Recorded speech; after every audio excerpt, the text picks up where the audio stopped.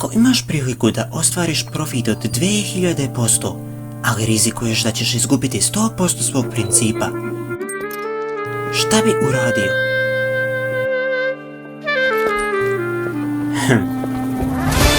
Matematika je laka. Ne postoji način da se definiše vrijednost jednog.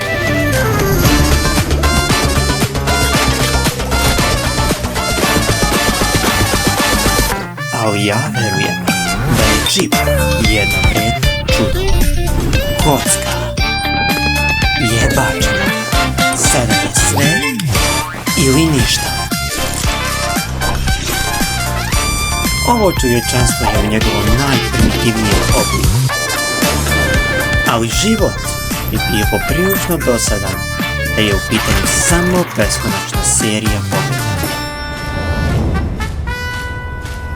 Konačno borba, duel počinje. Kockaru, muka mi je od tebe, ti hrabra budalo. Hajde da povećamo uloge na život i smrt, a cena je sve. Izgleda da je došlo do nesporazuma, dragi prijatelji.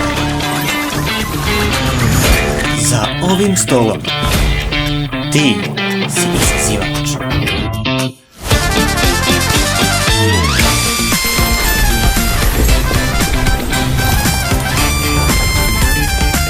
Jer za razliku od kuće, kocka zna tačno šta želi.